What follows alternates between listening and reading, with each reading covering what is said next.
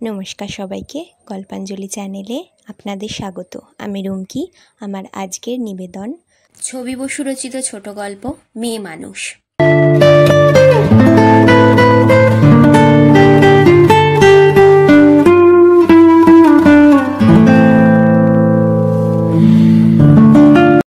নমু আর আমি দুজনেই ক্লাস 8-এ এক স্কুলে পড়ি। নমু মানে নমিতা, আমার প্রিয় বন্ধু। এ পাড়ায় এসেছি বছর দুয়েক, আর ওদের বাড়িটা একেবারে হুমড়ি খেয়ে পড়েছে আমাদের বাড়ির গায়ে। কথাটা তাহলে খুলেই বলি, ওদের বাড়িটা এ পাড়ায় সব থেকে পুরনো। আগে বোধহয় আশপাশ ফাঁকা ছিল, সেসব ফাঁকা জমি কবে বিক্রি হয়ে নতুন বাড়ি উঠেছে। বাড়ির নিচটায় নানান দোকান ভাড়া, ওপরতলায় ওরা সব থাকে। সব মানে ওর বড় জ্যাঠা তো সেদিন বাড়ি করে সল্টলেকে উঠে গেলেন। ওর বাবা আর দুই কাকার পরিবার এখন দোতলায়, আর আছেন নমুর জ্যাঠা। নমুদের বাড়িটা বেশ মজার দেখতে। নমুর বাবা করলেন কি, ওর তরফের দুটো ঘরের বাইরেটা রং করলেন পানসে হলদে রঙে। পাশের ঘর দুটো বড় কাকার, উনি বললেন ওসব রং টং করার ওর পয়সা নেই, তাই বাইরেটা রইল ছাতারে পাখির গায়ের রঙে। শুধু বাড়ির গায়ে গায়ে অশ্বত্থ গাছ গজিয়ে রয়েছে। তার ঠিক পাশের ঘর দুটো ছোটকার। হঠাৎ ছোটকা সে দুটোর গায়ে লাগালেন ঘন নীল রং। আচ্ছা বলুন তো, হাসি পায় না? কি কিংভূত কিমাকার দেখতে বাড়িটা। আর সবার প্রথমে ঘোরানো লোহার সিঁড়ির গায়ে যে ঘরটা, সেটার গায়ে কেউ রং দেবার কথাই ভাবে না। ওটা একদিন ছিল বাড়ির আঁতুর ঘর, এখন ঠাম্মা থাকেন। আমার পড়ার ঘরের ঠিক উল্টো দিকটাতেই ঠাম্মার ঘর। কবেকার পুরনো কাঠের জানালাটার একটা পাল্লা ভেঙে গেছে। বৃষ্টির দিনে ঝাঁকে ঝাঁকে বৃষ্টি ঘরে ঢোকে, ঠাম্মা এধার থেকে ওধার সরে যায়। আমি ভাবি কি মজা ঠাম্মার, ওকে কেউ বকবে না ভিজলে। আমি হলে? নমুর ঠাম্মাকে আমরা দুজনেই ভালোবাসি। আমাদের কত গল্প বলেন, একদম বকেন না। নমু বলে, জানিস ঠাম্মা জেলে গেছিল, টিয়ার গ্যাস গুলি কিছুতেই ঠাম্মার ভয় ছিল না। নমুর কথাই আমার বিশ্বাস হয় না। ফু, তোর ঠাম্মা তো ফড়িংয়ের মতো পাতলা, ও কি করে পুলিশের সঙ্গে ফাইট করবে? নমু বিজ্ঞের মতো চোখ পাকিয়ে বলতো, বয়স হলে সবাই একদিন ফড়িংয়ের মতো হয়ে যায়, তুইও হবি। আমার অবিশ্বাস তবু যায় না। তোর জ্যাঠা, বাবা, কাকা, পিসি সব একগুচ্ছের ছেলে মেয়ে তো ঠাম্মার। তো কি, ঠাম্মা যখন জেলে যায় তখন তো জ্যাঠা বাবা খুব ছোট। একদিন বলে, বড় হলে আমি ঠাম্মাকে একটা ভালো ঘর বানিয়ে দেব। আসলে ঠাম্মার ঘরটা ছিল এবারের আঁতুর ঘর, বাবারা ভাই বোনেরা সব ওই ঘরে জন্মেছে। আর তুই? আমি, আমার ভাই সবাই নার্সিংহোমে জন্মেছি। মা বলেছে, ও মা, ছি ছি, ওই পচা ঘরে। নমু ওর মার নকল করে মুখ ভঙ্গি করে। আমি একদিন ঠাট্টা করে ঠাম্মাকে বলি, তুমি এই আতুর ঘরে থাকো কেন? ঠাম্মা নাকের ডগায় চশমা এঁটে বাংলা কাগজ পড়ছিলেন। প্রথমটা শুনতেই পাননি, তারপর চশমা খুলে কাঁচ মুছলেন। আমার দিকে যখন চাইলেন তখন দেখি তার দু চোখ উপচে হাসি। হঠাৎ হাসি মিলিয়ে গেল। বললেন, ঘরে কি কোনো ছাপ দেওয়া থাকে রে? আমাদের যখন যা সুবিধে সেইভাবেই ব্যবহার করি। আসলে তখনকার রেওয়াজ ছিল ওই রকম। এখন ভেবে দেখ, এই শহরে কত মানুষ, একটা আস্ত পাকা ঘর ছড়িয়ে ছিটিয়ে ভোগ করছি। কজন পারে, ভাবা যায়? আসলে নমুর মা কাকিরা ঠাম্মাকে সরিয়ে দিয়েছে। ওদিক থেকে ছিটকিনি তোলা, 3 ঘর থেকে পালা করে একজনের মতো চাল ডাল আলু তেল আসে। কার্তিকের মা ওই ঘোরানো সিঁড়ি বেয়ে ওঠে। আমার মা বলে ওই সিধে যাচ্ছে। আমি বললে মা খেপে যাই, বলে পা কামো করবে না। নমুর জ্যাঠার বাড়ি সল্টলেকে। যেদিন গৃহপ্রবেশ হলো সেদিন ওরা ঠাম্মাকে নিয়ে গিয়েছিল। নমু বললে, জানিস ঠাম্মা ওখানে কিছু মুখে দিল না, অনেক করে বলায় শুধু শরবত খেলো। আসলে জ্যাঠা চলে যাবে এটা ঠাম্মা মানতে পারেনি। কেন রে? ওখানে তো কত ফাঁকা, ঠাম্মা তো আকাশ দেখতে চাই, তারা দেখতে চাই। এখানে এই উঁচু উঁচু বাড়ির ফাঁকে টুকরো টুকরো আকাশ। ঠাম্মাটা ওই রকম। কাল ছোটকার সঙ্গে একচোট হলো। ছোটকা কোন মন্ত্রীকে একটা চিঠি দিতে বলেছিল, কত করে বলল, ঠাম্মা রাজি নয়। মা, তাই নাকি? তাহলে ঠাম্মাকে বল না মন্ত্রীকে বলে আমাদের বাৎসরিক পরীক্ষাটা পিছিয়ে দিতে, একটুও পড়া হয়নি। দূর, ঠাম্মা তাহলে দেবে একখানি। যা বলছিলাম শোন, তুই বড় বাজে বকিস। ঠাম্মা বললে আমি নিজেও নেব না, কাউকে দেব না, সে ছেলে হোক আর যে হোক। পারমিটটা পাই, তুমি তা চাও না? সত্যি তাই? এই না হলে মা, ছেলের সঙ্গে কিভাবে শত্রুতা করা যায় তারই সুযোগ খোঁজো। ছোটকা রেগে মেগে ঘোরানো সিঁড়ি বেয়ে এমন করে ছুট মারল, ভাবলাম এই বুঝি পড়ল। ঠাম্মার সম্পত্তি হচ্ছে একটা লাল টিনের বাক্স, সেটার মধ্যে রাশি রাশি কাগজপত্র। কিসের কাগজ বুঝি না, তবে চিঠি দেখি তারা তারা। কাগজগুলো হলদে হয়ে গেছে, তবু কি যত্ন করে বেঁধে রেখেছেন। ঠাম্মা মাঝে মাঝে চিঠির ঝাঁপি খুলে বসেন। নমু বলে, দেখ দেখ চিঠি পড়ছে আর ফিকফিক করে হাসছে, এত কি মজার কথা রয়েছে রে। একটা বাঁধানো খাতায় পুরনো লেখাগুলো ফ্যাকাশে হয়ে গেছে। ঠাম্মা পা ছড়িয়ে এক একদিন সেখানে লিখতে বসে। ঠাম্মা নাকি নমুকে বলেছিল, খাতাটা তোর জন্য রইল, একদিন পড়বি, আমাদের যুগকে জানবি। কবে দেবে আমায় ঠাম্মা? যেদিন আমি থাকবো না সেদিন। নমু চুপি চুপি বলে, ঠাম্মা মারা যাবার পর খাতাটা আমার হয়ে যাবে। নমুর মুখটা গর্বে চকচক করে। বলে, তোকেও দেবো রে, তবে ঠাম্মা তো এখনো বেঁচে আছে। মাঝে মাঝে নমু বেজায় রেগে যায়। কি যে রয়েছে তোমার ওইসব চিঠি আর কাগজে, সব একদিন ছিঁড়ে ফেলবো। বড় হলে এর মর্ম বুঝবি, গল্পের মতো কত ঘটনা রয়েছে। খবরের কাগজে সে তো সব বেরোয়, আবার দুদিন বাদে সেসব লোকে ভুলে যায়। যাই তো, ঠিক বলেছিস, ভুলবি নে বলে তো চিঠি কাগজপত্র সব জমিয়ে রেখেছি। এক একটা যুগকে বুকে ধরে রয়েছি, তোরা জানবি নে, শিখবি নে। সত্যি বলছি, একটা বড় মজা লাগতো আমাদের। বাক্সটা খুলে ঠাম্মা যেন বেমালুম সব ভুলে রূপকথার রাজ্যে হারিয়ে যায়। ঘরের মধ্যে আমরা চেঁচামেচি করি, লাফালাফি করি। ঠাম্মার মোটেও হুঁশ নেই। পুরুষদের মতো ঘাড় ছাঁটা চুল, তাই আবার সাদা মাথা, তামাটে রং।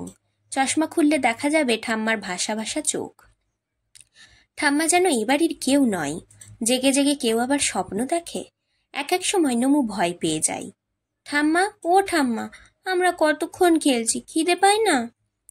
তো খেলেই হয়। কি খাবো? কাঁচা চাল? রান্না করবে তো? তোমার খিদে তো কখন এসে গেছে। মেঝের এক কোণে একজনের মতো চাল, ডাল, আলু, কাঁচকলা। নাও দিকি, স্টোভটা ধরাও, আমি চাল ডাল ধুয়ে নিচ্ছি, মাকে বলে আসি এখানে খাবো। আমি বলি, আমিও। ঠাম্মার হাতে ভাতে ভাত খেতে খুব ভালো লাগে। আমাদের খাইয়ে ঠাম্মা নিজের ভাত বাড়ে। আমার আর নমুর তো চোখ ছানা বড়া। আমরা কি রে, বেচারি ঠাম্মা হাঁড়ি চাচ্ছে। এক একদিন রাতে ভয়ে ভয়ে দেখি উল্টো দিকে ঠাম্মা জানালার সামনে দাঁড়িয়ে আছে। কি দেখছে কি, রাস্তা, মানুষ, আকাশ, তারা। মাকে বলি, ঠাম্মার কাছে যাব। মা বিরক্ত হয়। বুড়ো মানুষের সঙ্গে অত ভাব কি? তোমার আর নমুর একটু বাড়াবাড়ি। কই, নমুর মা কাকিমা কখনো কি ও ঘরে যায়? ওদের আমার ভালো লাগে না। আচ্ছা মা, তোমরাও তো একদিন বুড়ো হবে, তখন? নমু বলে, ঠাম্মা কি বলে জানিস, মানুষের মনটা বড় তাড়াতাড়ি বুড়িয়ে যায়। বুড়ো তো শুধু দেহে নয়, মনেও। এ পোড়া দেশে মানুষ কত তাড়াতাড়ি বুড়ো হয়ে যায়। মনটাকে ছড়িয়ে দিবি। প্রকৃতিতে কত রং, বৃষ্টির জলে কত রাগরাগিনী। রাস্তায় মানুষ চলছে, তাদের চলায় কত বিভিন্ন ছন্দ। প্রত্যেকটা দিন, রাত, সকাল, সন্ধে নতুন নতুন প্রাণের সাড়া নিয়ে আসে। চোখ কান খোলা রাখলে আপনিই মনটা চিরকাল সবুজ হয়ে থাকবে। কেউ বুড়ো বানাতে পারবে না। সৃষ্টিকর্তার সাধ্য কি? ঠাম্মা এসব হেঁয়ালির কথা শুধু আমাদের দুজনকে বলে, আর কাউকে নয়। মনে হয় এসব কথা ঠাম্বার ওইসব চিঠিতে রয়েছে। সব কথা বুঝি নে, তবু আমাদের কেন যে ভালো লাগে। আমার মাও ঠাম্মাকে মোটে পছন্দ করেন না। বলেন, মেয়ে মানুষের জীবন আলাদা, ধীর স্থির, নম্র, শান্ত। তা নয়, ঘর সংসার দেখলেন কই? পাটি করা, লাঠি, গুলি, পুলিশ, জেল, তার উপর মাস্টারি। সে তখন যা করেছেন তা করেছেন। এখন তো পুজো আচ্ছা, দীক্ষা টিক্ষা নিলে পারেন, যে বয়সে যা শোভা পায়। বাবা ফুটকাটেন, তুমি তো বিয়ের আগেই দীক্ষা নিয়েছ, যা ভক্তিমতী তুমি। মা রেগে ওঠেন, নিজের নাতনিকে যা বলেন বলুন। দেখছো না দীপুটাকে কেমন হিপনোটাইজ করেছেন? ম্যাজিক জানেন বুঝি? বাবা হাসতে থাকেন, আমিও। সেদিন ছিল রবিবার। ঠাম্মার ঘরে ঢুকতে গিয়েও দুজনে দাঁড়িয়ে পড়ি। কে একজন বুড়ো ভদ্রলোকের সঙ্গে ঠাম্মা খুব জমিয়ে গল্প করছেন। ঠাম্মার মতোই ওনারও মাথা সাদা, তবে গলা বেশ চওড়া। দুজনেই হাসছেন। দেখতে পেয়ে ঠাম্মা ডাকেন, এদের কথাই তোমায় বলছিলাম সহদেব, দুই নাতনি আমার বন্ধু, নমিতা আর দীপিকা, নমু আর দীপু। ভদ্রলোক আমাদের কাছে টেনে নিলেন। সহদেব নাম তো সেই পঞ্চপাণ্ডবদের একজনের, বড় সেকেলে নাম। তোরা বরং আমায় দেবদাদু বলিস। মাথা নাড়াই। এতদিন তবে কোথায় ছিলে? ঠাম্মার সঙ্গে কেমন করে ভাব হলো? কই, কখনো তো দেখিনি। দাঁড়া বাপু, এতগুলো প্রশ্নের একসঙ্গে জবাব দিই কি করে? ছিলাম কোথায়? কারমাটারে। ওখানেই গাছগাছালি নিয়ে পড়াশুনো করি, ওষুধ বানাই, আর ঠাম্মার সঙ্গে ভাব হয়েছিল সেই এতটুকু বেলা থেকে। তোদের ঠাম্মার তখন 8 কি 9 বছর, আর আমার হবে হয়তো 10 কিংবা 11। ওরা সব বেড়াতে এসেছিল চেঞ্জে। আমার বয়সী ছেলে মেয়ে ছিল বিস্তার। তোরা তো সে বয়সের ঠাম্মাকে দেখিসনি, কি ডান পিটে মেয়ে, বাপ রে! রোজ আমাদের নতুন নতুন খেলা হতো। একদিন কি হলো, লিচু গাছটার মগ ডালে যে উঠতে পারবে সে 2টো কমলা লেবু প্রাইজ পাবে। সবাই তো উঠছি আর উঠছি, হঠাৎ দেখি শেষ চূড়োটায় টিংটিঙে ডাল ধরে তোর ঠাম্মা ঝুলে পড়েছে। এই পড়লো বলে আমরাও ভয়ে শিউরে উঠি। পাতলা ডালটা মনে হয় মট করে ভেঙে যাবে। আমরা তো চেঁচাচ্ছি নিচ থেকে, বড়রাও চেঁচাচ্ছে, সবার চোখে মুখে উৎকণ্ঠা। মায়া লক্ষ্মীটি, শোন, আমি পাশের ডালটা ধরে আস্তে আস্তে নেমে আয়। সবাইকে ভাবিয়ে ঘামিয়ে ঘোল খাইয়ে মেয়ে গুটি গুটি নেমে এলো। ওর মা যা পিঠে দুম দুম কিল মারলো। ঠাম্মার মুখে মৃদু হাসি, চোখ থেকে চশমা খুলে মুছলেন। ভদ্রলোক উঠতে বললেন, কবে কারমাটার ফিরছ? কাল কিংবা পরশু। একেবারে একলা তো? গিন্নি বছর 5 হলো স্বর্গে গেছেন, 2 ছেলে বিদেশে। কিন্তু কারমাটারে কি যে মধু, থেকে থেকে মন টানে, বাইরে থাকতে পারিনি। ঠাম্মা কি বলতে গিয়েও থামেন, বার কয়েক কাশেন, আমাদের মুখের দিকে চেয়ে বিড়বিড় করে বলেন, এই বুক চাপা ঘর থেকে খোলামেলা জায়গায় আকাশের নিচে ছুটে চলে যাবার স্বাদ হয়, কিন্তু শরীর বড় বেইমান সহদেব। এসো না একবার, ভালো লাগবে। বার্ধক্য তো দ্বিতীয় শৈশব। আমাদের দিকে চেয়ে বলেন, এই নন্দী ভৃঙ্গিকে সঙ্গে নিয়ে এসো। কিন্তু লিচু গাছটা আর নেই, বাজ পড়ে কবেই যে মরে গেছে। গরমের ছুটিতে 2 হপ্তার জন্য মামার বাড়ি গিয়েছিলাম। বাড়িতে পা দেওয়া মাত্র নমু ছুটে এলো, দীপু, একটা খারাপ খবর রয়েছে জানিস, ঠাম্মা ঘরে নেই। মারা গেছেন বল? ধেত, তা কেন? সব কিছু যেমন ছিল তেমনি রয়েছে, লাল বাক্সটার ডালাটা খোলা, ঠাম্মা কোথাও নেই। সেই খাতাটা যেটা তোকে দেবে বলেছিলেন? তুই কি রে, ঠাম্মা হারিয়ে গেছে সেটাই তো বড় কথা। নমু কেঁদে ফেলে, সঙ্গে সঙ্গে আমিও। শুনি ওর বড় জ্যাঠা জেঠি এসেছে, সবাই মিলে কথাবার্তা বলছে। চল, আমিও তোর সঙ্গে যাই। পায়ে পায়ে আমরা নমুদের ঘরের সামনে থমকে দাঁড়াই। আমাদের কেউ দেখেও দেখে না। বড় জ্যাঠার গলাটা কি ভীষণ খসখসে। তখনই জানতাম তোমরা কেউ মার সঙ্গে বনিয়ে চলতে পারবে না। তা কেন, অযত্নটা এমন কি হলো? বড় জ্যাঠা কি রকম করে হাসলেন। মানুষটা জেদে জেদেই গেল। বুঝলাম তোমার জীবনে ত্যাগ আদর্শ সব ছিল, চিরটা কাল কি তার জের চলবে? তোমার সঙ্গী সাথী, তাদের ছেলেরা কে না গুছিয়ে নিয়েছে, আর তুমি? একটু পাবলিসিটি থাকলে নিদেন পক্ষে এমএলএও হতে পারতো। নমুর মা বলে, মাকে তো জানোই, শুধু বলবেন ওপরের দিকে চেয়ে রয়েছিস, কি করে উঠবি? একবার নিচের দিকে চেয়েছিস, একেবারে নীতিহীন জীবন।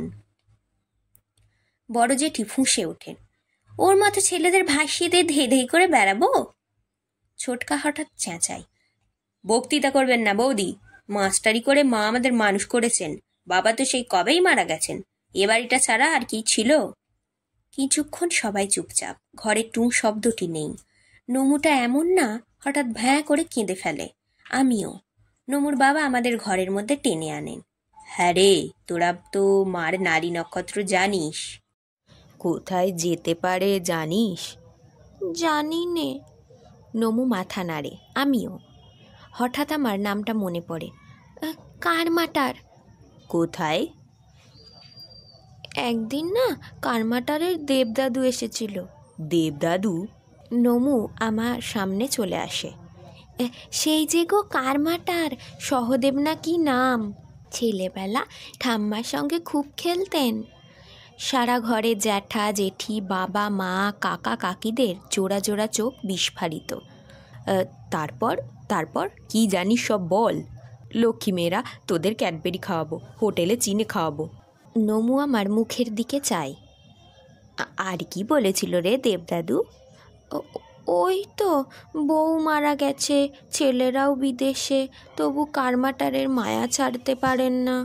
ঠাম্মা কি বলল? নমু ঢোক গেলে। ঠাম্মা বলল যে খোলা আকাশের নিচে ফাঁকা জায়গায় খুব ভালো লাগে। তাহলে একটা ক্লু পাওয়া গেল।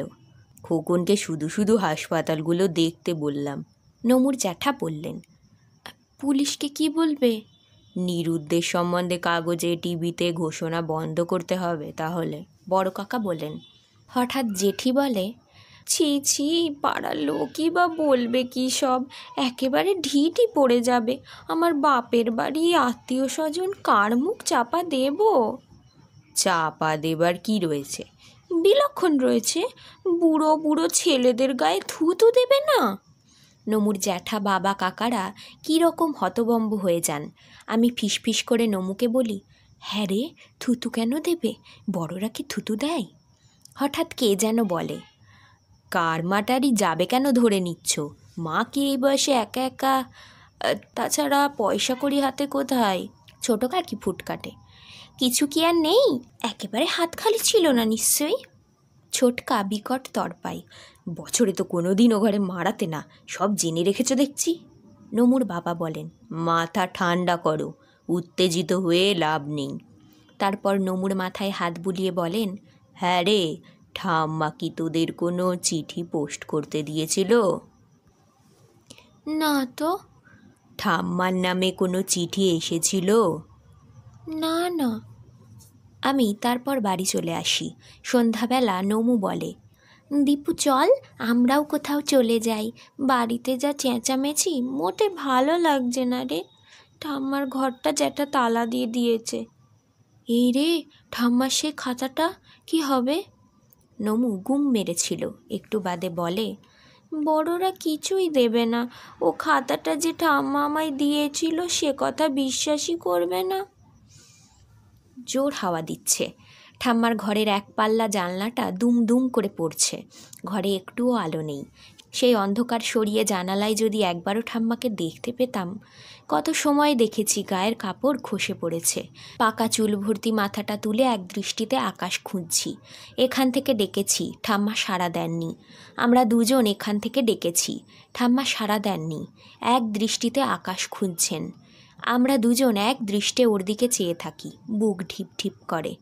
মা এসে আমাদের দুজনের মাঝে দাঁড়াই। হ্যাঁ রে, তোরা দুজনে কত কী সব বলেছিস? কি বলেছি? ওই যে কারমাটা আর দেবদাদু না কে। তো কি, আমরা কি বলেছি ঠাম্মা দেবদাদুর কাছে গেছে? তবে যদি যাই। যাই তো কি? হঠাৎ নমু ডুকরে কেঁদে ওঠে। ঠাম্মা ওদের সবার মা, তাই না? তো কি?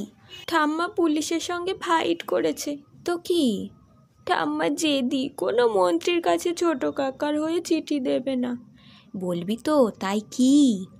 তবু ঠাম্মা সবার মুখে চুলকালি দিয়েছে। মা নমুকে বুকে টেনে নেয়। শোন, তোরা এখন বড় ছোট, সব কথা ঠিক বুঝবি নে। যদি ঠাম্মা কারমাটার যায় তাহলে সত্যি তোর বাবা কাকাদের গায়ে লোকে থুতু দেবে।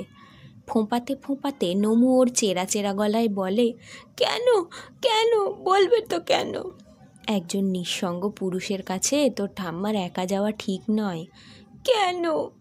সে তুই বুঝবি নে, বয়স হয়েছে ঠিকই, তবু তোর ঠাম্মা যে মেয়ে মানুষ। আজকের গল্প এখানেই শেষ। গল্প পাঠ ভালো লাগলে অবশ্যই একটা লাইক দিয়ে যাবেন আর আমার চ্যানেল গল্পাঞ্জলিকে সাবস্ক্রাইব করে আমার পাশে থাকবেন। ধন্যবাদ, ভালো থাকবেন সবাই।